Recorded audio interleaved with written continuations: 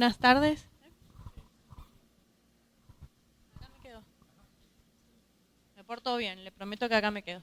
Bueno, muchas gracias por la invitación. Es un placer para mí estar en representación de Fontagro como la secretaria ejecutiva aquí en Venezuela. Primera vez que volvemos, por lo menos para mí es la primera vez. Fontagro estuvo anteriormente, ya hace 10 años atrás.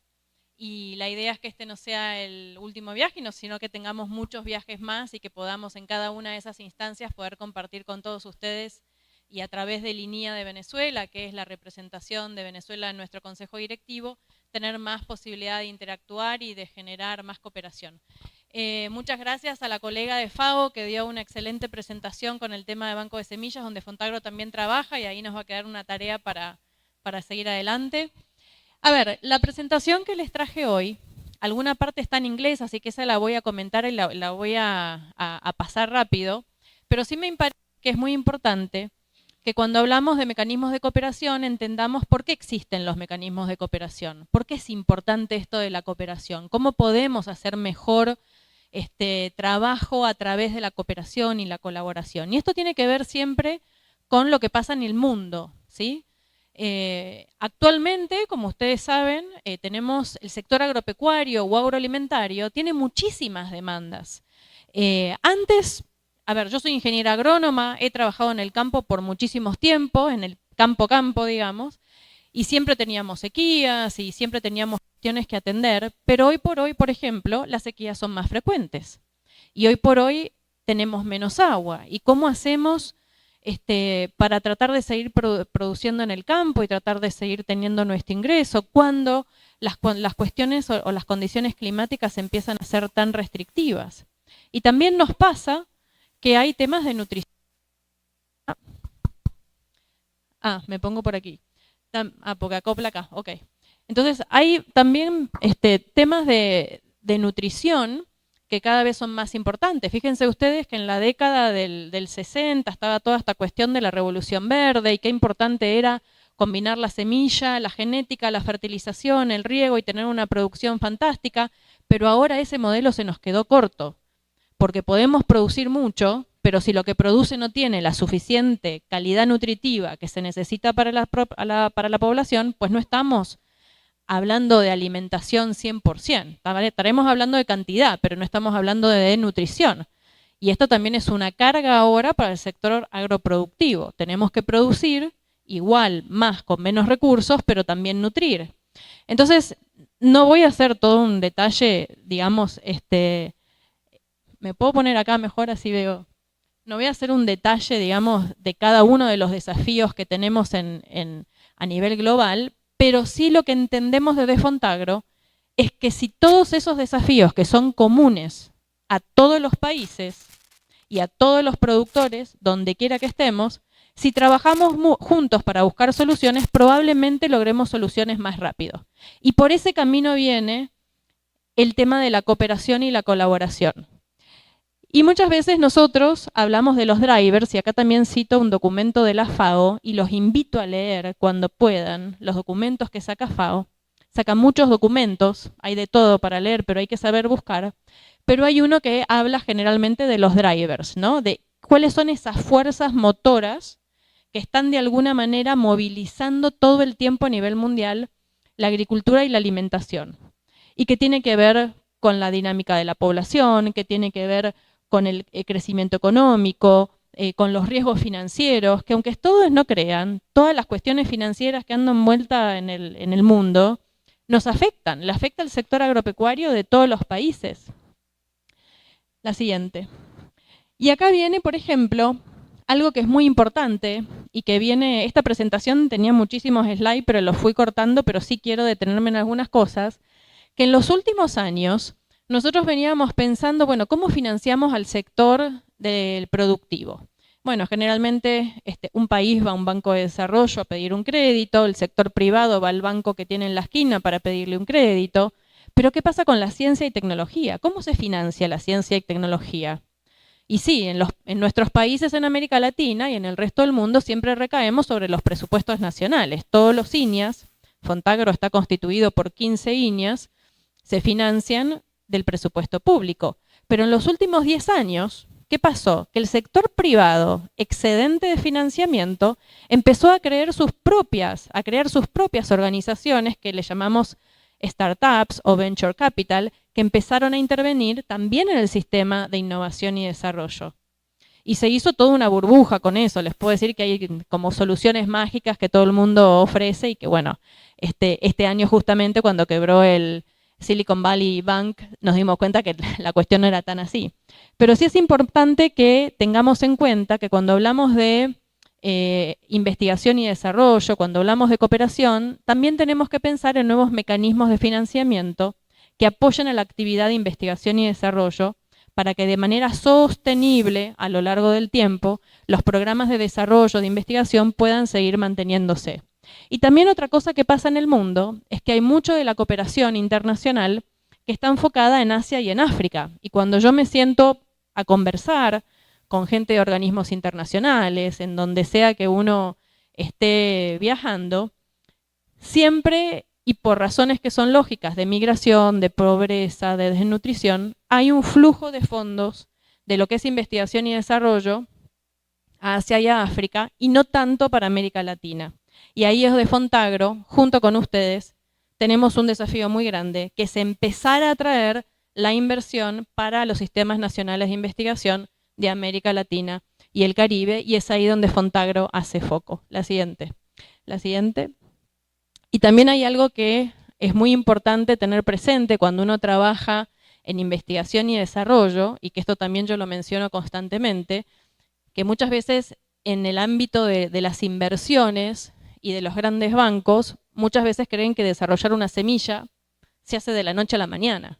Y la verdad es que hacer mejoramientos genéticos y lograr buenos materiales genéticos te pueden llevar 10, 15 años. Y entonces, ¿cómo hace uno para financiar por tanto tiempo esa necesidad de inversión en los sistemas de investigación y desarrollo? Y es acá donde viene todo el tema de la cooperación internacional. ¿Y qué es esto de la cooperación internacional? Bueno, hay tantísima cantidad de mecanismos, organizaciones, ONGs. Las ONG en los últimos 10 años también se metieron en el tema de investigación y desarrollo. Podemos hablar, si alguno escuchó, de Nature Conservancy o muchas otras que manejan presupuestos de billones de dólares. Fíjense, esas ONGs pueden llegar a un país y pueden hasta imponer cuál es la agenda de investigación, por decirlo así frontalmente, ¿no? Y yo estuve con el CEO de Nature Conservancy en el 2019 un poco planteando esto. Ustedes llegan a un país, invierten, pero después se van y ahí quedó la cosa.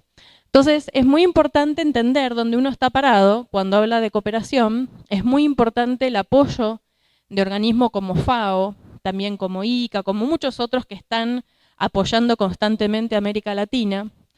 Y eso, digamos, lo podemos hablar. Yo acá les hice como le escribí a través del tiempo, casi desde el 1800, 1900, que se vienen generando estos mecanismos de cooperación. El Fontagro nació en 1998. La siguiente. ¿Y por qué nació en 1998? Bueno, saben que Fontagro nació en el 1998 porque un grupo de representantes de países, digamos, representantes de los ministerios de finanzas reunidos en un banco internacional muy importante, se dieron cuenta que enviaban fondos a un grupo internacional, pero que esos fondos cuando llegaban a ese grupo internacional se iban para Asia y para África y no se quedaban en América Latina. Pues entonces dijeron, vamos a crear nuestro propio fondo. Y ahí es cuando nació Fontagro. Fontagro nació, la siguiente. Fontagro nació, la que sigue también, por favor, y la que sigue. Después yo les voy a hablar de todo esto, la que sigue. Fontagro nació en 1998 gracias a 15 países que reunidos en Cartagena, en una reunión anual del BID, decidieron crear un fondo de financiamiento para los sistemas nacionales de investigación y desarrollo de los países. Y eso fue, digamos, una solución de un grupo de visionarios que realmente vio la problemática a la que se enfrentaba, digamos, América Latina y el Caribe, y que hoy nos hace como único mecanismo de financiamiento, de cofinanciamiento estratégico en ciencia, tecnología e innovación. ¿Y por qué digo único mecanismo? Porque nosotros como fondo, con el único pago de membresía que se hizo una sola vez por ese país, al cabo de 15 años, nosotros no solamente mantuvimos el capital que se invirtió, sino que lo hicimos crecer, porque es un fondo de cofinanciamiento, es un fondo de inversión, pero además invertimos 140 millones. O sea, fíjense qué importante y qué inteligente que fueron esos visionarios que sacaron de los ministerios de finanza capital soberano. Venezuela es miembro, de hecho es uno de los principales aportantes en ese momento. Sacaron capital, lo pusieron en el fondo y el fondo todos los años rinde capital. Y ese capital es el que el Consejo Directivo todos los años decide otorgar a las instituciones nacionales de investigación para cooperación y para investigación y para apalancar con otras instituciones. ¿Quiénes son los países miembros? Argentina, Bolivia, Chile, Colombia, Costa Rica, Ecuador, España, Honduras, Nicaragua, Panamá, Paraguay, Perú, República Dominicana, Uruguay, Venezuela. Faltan algunos países, algunos porque al principio no quisieron participar, porque una vez que ponen la membresía no se puede retirar. La idea de la cooperación, todos cooperamos en formar este fondo para poder sostener a través del tiempo la inversión en investigación y desarrollo. Sin embargo, ahora algunos de esos países que no entraron al inicio, ahora sí están interesados en entrar, porque ellos saben que de poner capital, todos los años le va a dar una rentabilidad. Fontagro el año pasado, por ejemplo, solamente por tener la plata estancada ahí, fueron 4 millones de dólares de rentabilidad, que es mejor tenerlos que no tenerlos, ¿no es cierto? Entonces, bueno, eso es lo importante de un mecanismo de cooperación internacional, que en realidad es un fondo de cofinanciamiento, es un fondo de inversión. A mí como secretaria ejecutiva me toca hacer la parte del manejo financiero del fondo también, junto con otros colegas, pero siempre estamos buscando de mantener eso que los visionarios en su momento nos dijeron, que es mantener el valor del capital, hacerlo crecer y nunca descuidar lo que es el apoyo a los países para los sistemas de investigación e innovación. La siguiente. Yo les contaba un poco el volumen del financiamiento. El capital inicial eran 83 millones, hoy estamos en 100 millones. A su vez, en los 25 años de Fontagro se invirtió en 140 millones, 200 proyectos de cooperación internacional, y ahora les voy a contar un poquito de cómo trabajamos en proyectos, porque eso es lo que a mí me parece que es muy bueno. Tenemos patrocinadores, el Banco Interamericano de Desarrollo, donde nosotros tenemos el resguardo de nuestro capital, el ICA, que es un socio estratégico para trabajar en todo el territorio. Mi gestión como secretaria ejecutiva se inició en el 2018, a través de un proceso competitivo con otros colegas, y a partir de allí, una de las primeras cosas que hice fue desarrollar una estrategia de alianzas, porque si uno habla de cooperación, tiene que trabajar en alianza con el resto de los colegas que están en territorio. Hicimos un acuerdo con FAO, que en 25 años no se había hecho. Hicimos un acuerdo con la alianza SIAD Bioversity y ahora estamos tratando de hacer alianza con el One CGR. También tenemos fondos del gobierno de Nueva Zelanda, hemos tenido fondos de GEF, hemos tenido fondos de Corea. Nos falta muchísimo más. El problema es que antes Fontagro no tenía visibilidad. Y una de las cosas que intentamos nosotros hacer es darle más visibilidad a la capacidad que tienen los institutos nacionales de investigación para hacer su trabajo, pero hacerlo esa visibilidad a nivel mundial. Y esa es la estrategia que estamos haciendo ahora, y ahora les voy a mostrar cómo lo hacemos. El crecimiento del capital de manera acumulada, siguiente. Esto es parte de todas las alianzas que estamos haciendo en cada proyecto. Algo muy interesante. Fontagro son 15 países, pero cuando nos pusimos a contar cuántos países en realidad se beneficiaban de los proyectos de Fontagro, llegamos a 35. ¿Sí? Y ahí dice 580 organizaciones, son muchas más. Pero bueno, tenemos que mejorar en la parte del conteo. Ángel está acá, nuestro especialista de operaciones, que está en base en Caracas también. Bienvenido también, Ángel. Pero seguramente que son muchas más organizaciones las siguientes.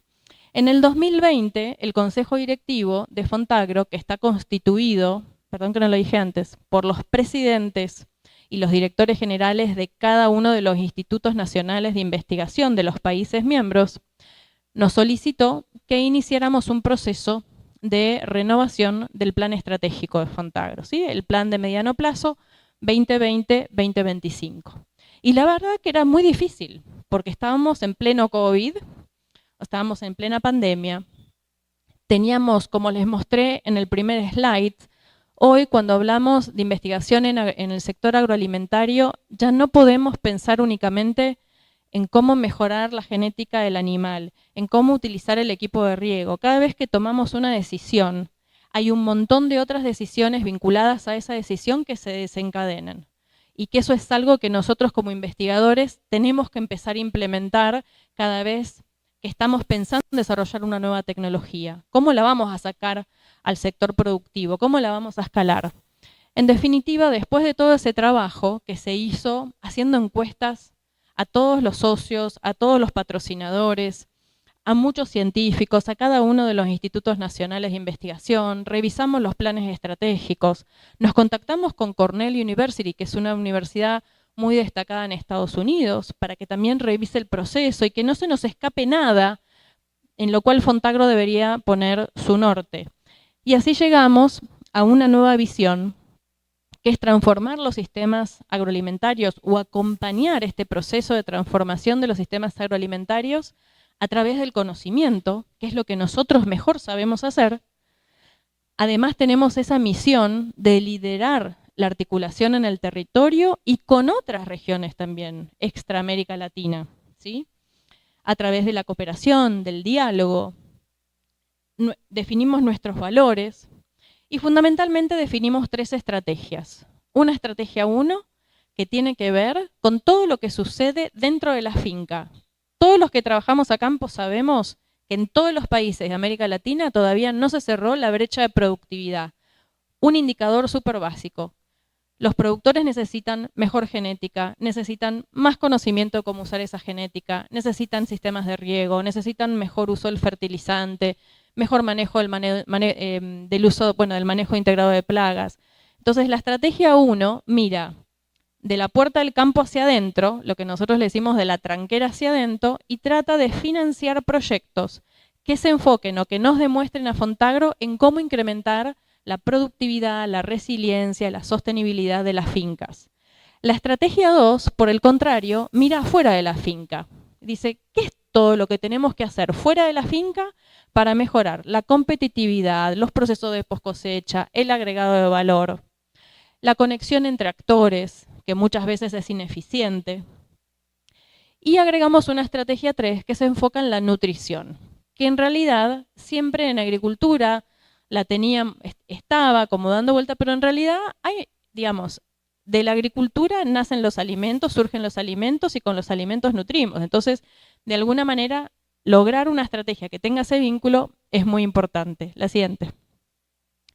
Finalmente, nosotros tenemos áreas transversales de trabajo que tienen que ver con cadena de valor o agregado de valor, con intensificación sostenible, con innovación. Prácticamente todo lo que se hace tiende a los procesos de innovación, con cambio climático. Transversalmente estamos en todos los sectores, deforestación, frutas, y dentro de frutas amazónicas, otras frutas como berries o uvas, los cultivos cereales, los oleaginosos, ganadería, lechería, arroz. Acá mi colega Eduardo con el director del FLAR.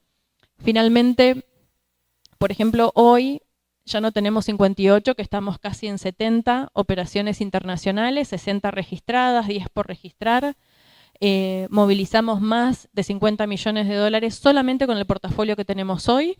De esos 200 que les contaba, hoy tenemos en actividad alrededor de 70 proyectos entre los que están registrados y los que estamos en diseño, y una participación de Fontagro que es alrededor del 25%. El resto viene de movilización de recursos. Y acá hago un pequeño detalle, la próxima. Que el modelo de negocio de Fontagro, como yo les decía al principio, es el cofinanciamiento. Si nosotros tenemos $1 para invertir, lo que queremos es buscar socios que inviertan otro $1 con nosotros. ¿Y por qué? porque nos dimos cuenta que cuando uno habla de cooperación, tiene que tratar de integrar a los actores que están trabajando en el mismo territorio para no duplicar, porque si duplicamos, eso no genera impacto.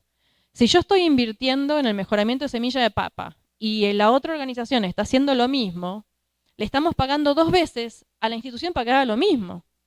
No queremos eso. Yo quiero conversar con la otra institución y decirle, ¿tú qué vas a hacer? Y qué es lo que nosotros podemos hacer. Y así lograr un programa de financiamiento que inclusive en el tiempo le sirva mejor a las instituciones. Y tratar de fomentar el desarrollo y fomentar el impacto. Entonces, el modelo de negocio para nosotros es el cofinanciamiento. Cada vez que aportamos $1, tiene que haber otro dólar de otra organización que movilice junto con nosotros. Y de esa manera ayudar a las instituciones y a ustedes investigadores. Estos son algunos de los indicadores que cerramos el año pasado, ya este año son mucho más. Como les comentaba, todo lo que son los datos de nuestro capital, pero fíjense el 5.1, hemos movilizado hasta $5 en un proyecto de cacao, puntualmente, liderado por Ecuador, por la SPOL, llegamos a movilizar $5 por cada dólar que invertimos. Y en promedio estamos en $3,50, ¿sí? Eso es muy importante, porque eso nos demuestra que estamos haciendo el trabajo de cooperación. Y no estamos haciendo que cada uno trabaje solo en silos, ¿no? Como siempre decimos así, no. Para trabajar en cooperación hay que trabajar abiertos, puertas abiertas, cooperando con las organizaciones colegas.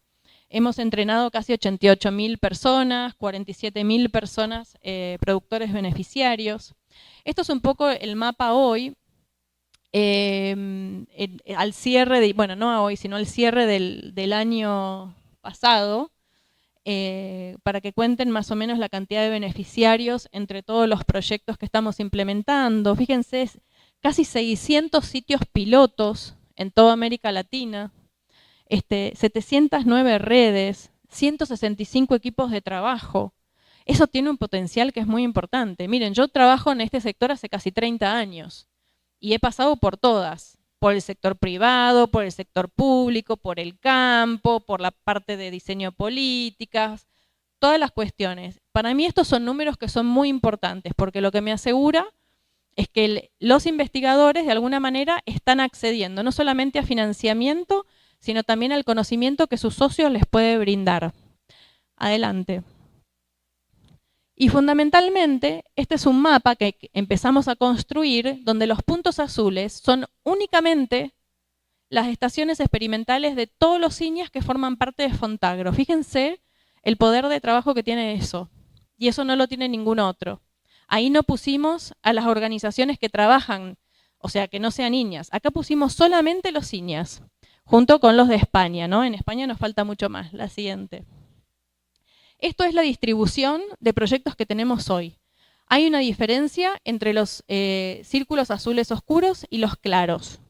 Y esto es otra parte del modelo de trabajo que a mí particularmente me encanta de Fontagro. Los proyectos de Fontagro no son a país individual. Así no se logra el desarrollo ni tampoco el impacto. Son siempre como mínimo 2 países miembros de Fontagro, con lo cual cada proyecto que ustedes ven ahí tiene por seguro más de 2 países. Y hemos tenido un proyecto de intensificación sostenible de la lechería que tuvo hasta 11 países. Pero ¿y por qué Fontagro hace eso? Porque justamente entendimos que la innovación y el desarrollo tecnológico se da mucho más rápido si ponemos a la gente a trabajar junta con otros colegas de otros países. Y muchas veces hay países que son más fuertes en algunos temas y que pueden trasladar ese conocimiento a otros países que no tienen esas fortalezas. Y ahí viene la importancia del trabajo con Fontagro, que nunca se trabaja solo, siempre se trabaja en equipo con otro país. Entonces los que tienen los círculos azules son países que son líderes en proyectos, que lideran proyectos, y los azules claritos son donde ellos participan como coejecutores, como colíderes, ¿sí? Entonces fíjense esa distribución de liderazgo y coliderazgo, que es muy importante. También hay otras instituciones que participan dentro de los proyectos que nosotros le decimos organizaciones asociadas. Por ejemplo, Brasil, Embrapa no es por ahora un miembro, pero Embrapa participa de nuestros proyectos. ¿Cómo? Como organización asociada con sus propios fondos. Y así sucesivamente con muchísimas otras organizaciones o inclusive sector privado. Adelante. Todos los proyectos que tenemos nosotros, además, están categorizados dentro de los ODS. De esa manera, con FAO estamos ahora intentando armar una publicación de cómo Fontagro aporta al ODS 2 y al ODS 13.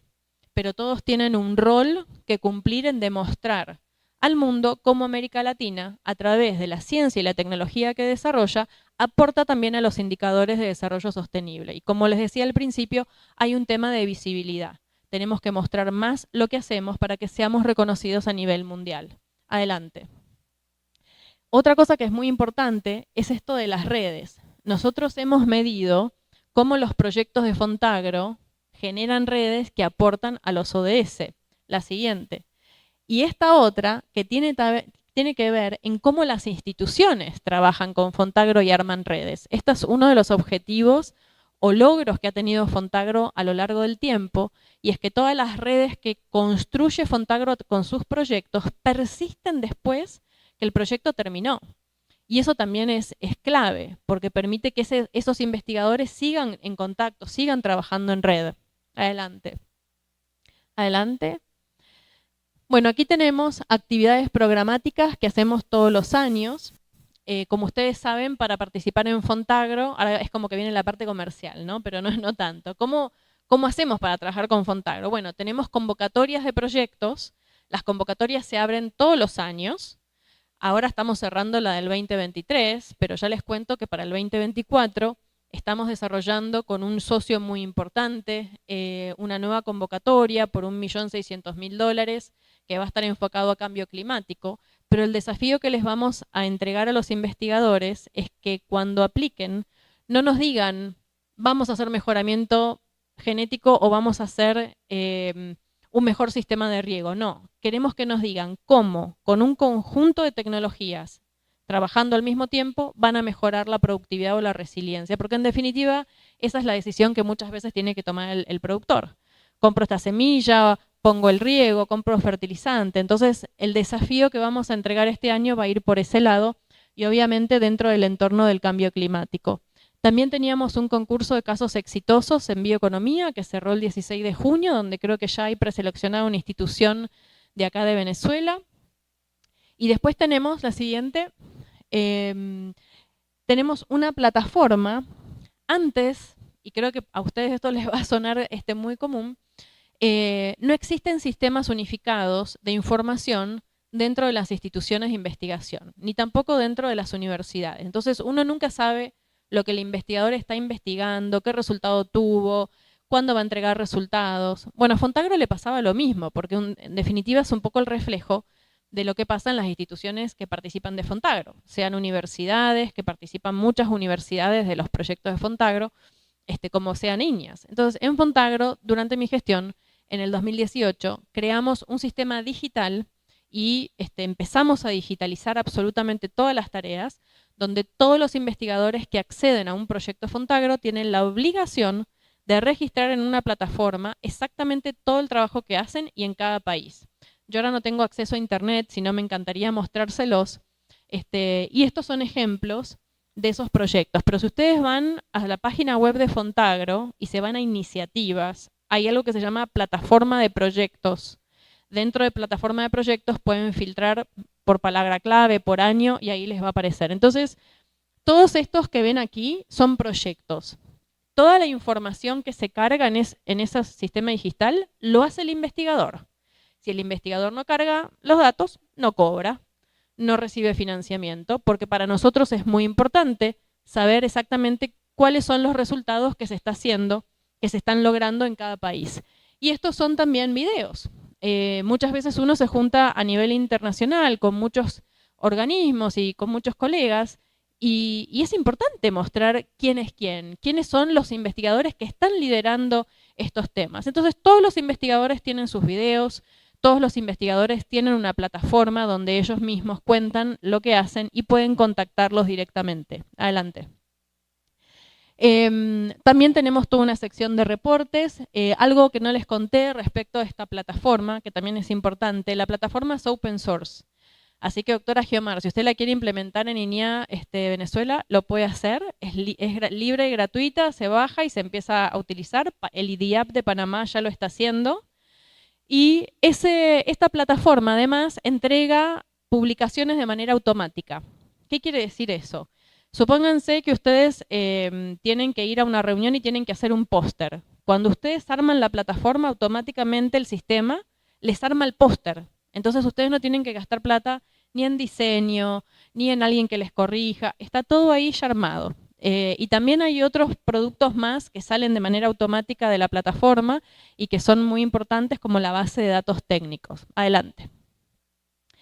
Y este es simplemente, bueno, alguno de los ejemplos. Esto es cómo se visualizan los proyectos en esa plataforma. Adelante, hay un par, otro más. Y esto es un poco el resumen de lo que yo les estaba contando, que creo que tal vez puede ser importante y cualquier consulta con gusto me la hacen llegar. Voy a estar acá el resto de la tarde.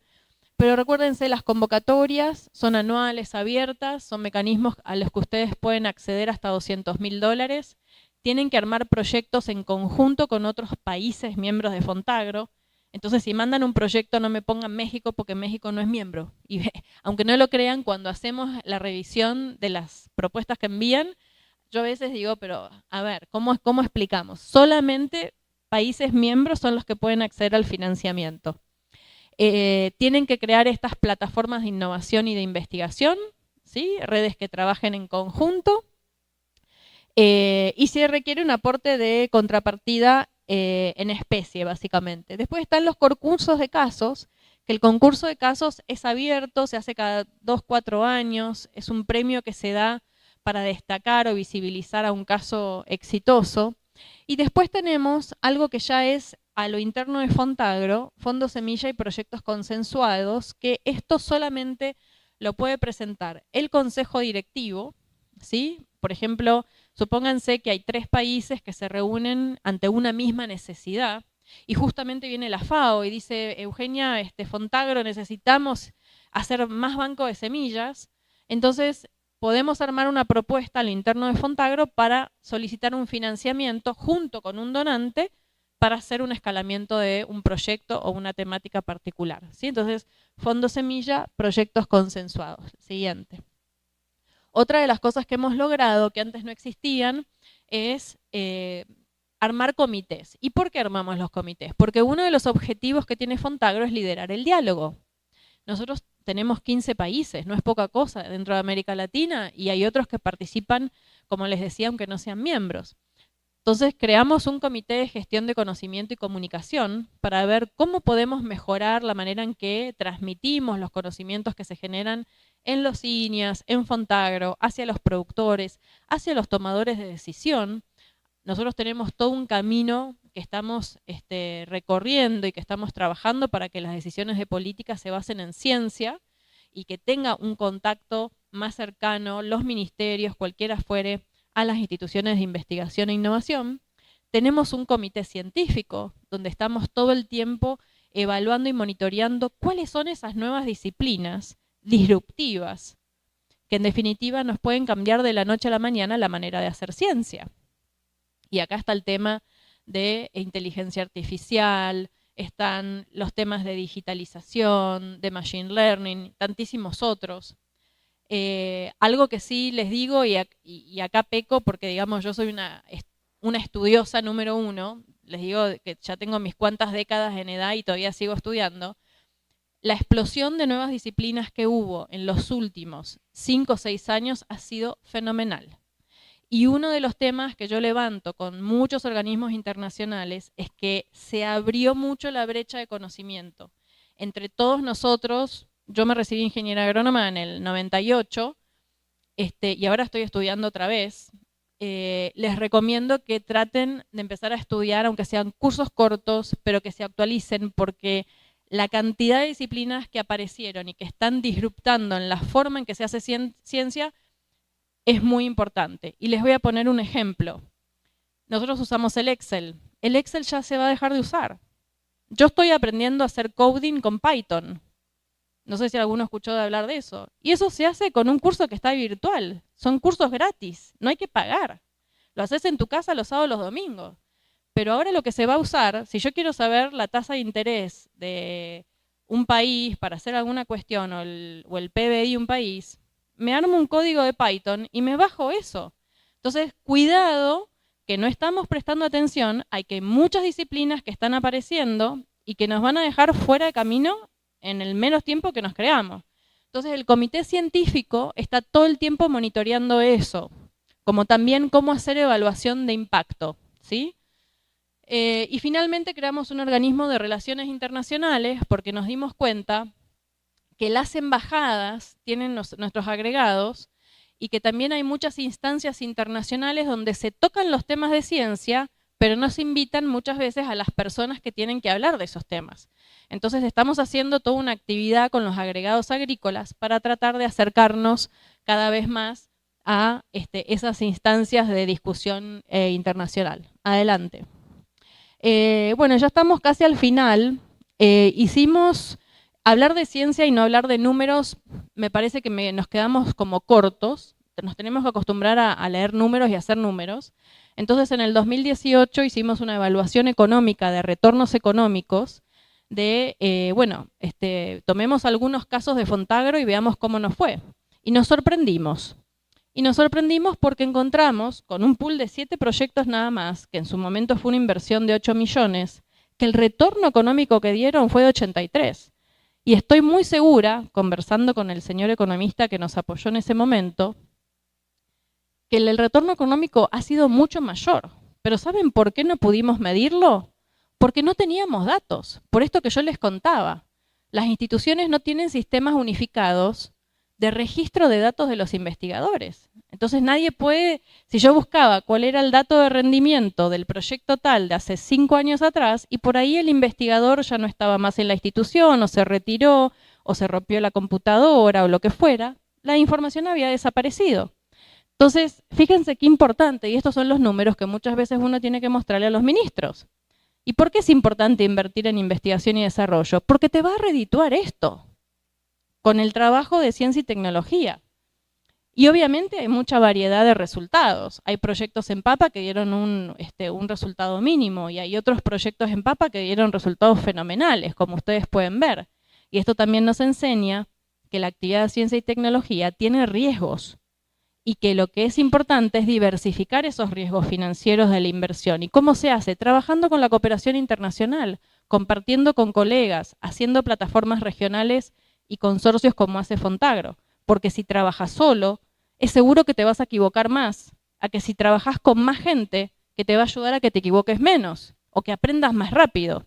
Entonces, por eso la importancia de Fontagro para los países de América Latina y el resto del mundo. Y bueno, y finalmente, disculpen que esto esté en inglés, pero básicamente en todas nuestras economías, y yo tengo toda una pata ahora más económica que de agrónoma, en todas las economías de América Latina el sector agropecuario es clave, ¿sí? Es clave. ¿Por qué? Porque América Latina, si algo que tiene, son recursos naturales y que todavía no usamos en el máximo potencial.